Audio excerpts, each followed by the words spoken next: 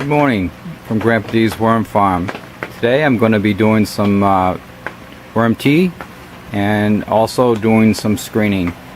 But first, what I would like to show you is I have some stackable bins that I did about 4 months ago, and what I'm using these bins for is for my worm tea. What I wound up doing was I added too many worms to it. I kind of overdid it, and what happened because of that is the bottom stacks became very saturated with castings, and it's very hard to put that through my screener because it would clog the screener up. So I'm using this to make my worm tea. Now you can tell on the top it's still pretty it's starting to be pretty active. Still a lot of worms on the top there, so what I'm going to wind up doing is adding another layer to it so they can continue to crawl up through the bin to continue the feeding. And when you look down below,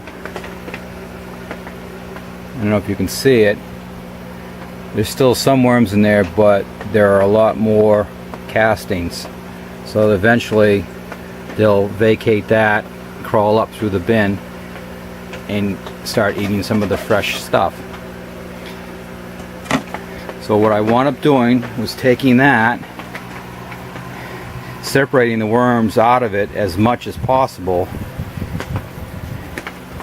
As a result, I have water-soaked castings, and that is what I'm going to use to make the worm tea. This has been set for about a week now to get any kind of additives that they may have put into the water out of the water, and I've had it percolating for a few days. What I'm going to do is dump the tea, the castings, into the tea. How I aerate the water in the drum is by using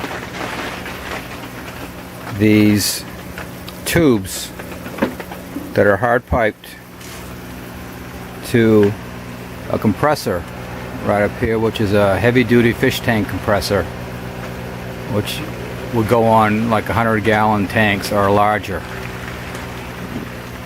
Ran a couple of tubes down, and I wound up putting the aerators into these hard plastic tubes because the aerators have a tendency to want to float to the surface. These are what you use in like a large fish tank. So these tubes keep the aerators down at the bottom of the water tank.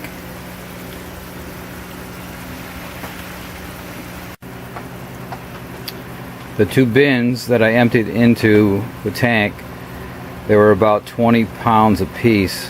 Of course they were saturated, so if they were dry I would approximately say they were about 10 to 12 pounds dry. So I added 2 of those to a 50-gallon drum of water. As you can see, it's percolating nicely. I will let this sit for about 4 or 5 days. Hopefully the sun will come out the next day or two and warm everything up and get it nice and toasty in there. I will add a little bit of molasses to it in a couple of days just to give the organism something to feed on. And then after that, what I will do is it will go through a process of screening, and once I get it all screened, it will start to look like this. I have a 1 gallon jug and a 1 liter jug. These have been kind of sitting for a while, so you can see that there's sediment on the bottom and a nice tea color. And if you were to take this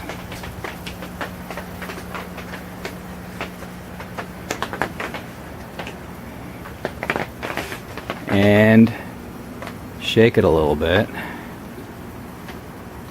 get it all nice and mixed up, here's a nice bottle of worm tea. And what you can do is, I have sprayers that you can attach to this,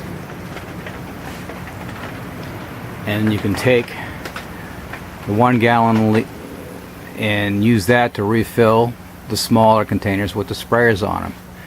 What you would do is you take and spray this on your plant foliage, so it would absorb it right through the foliage into the root system.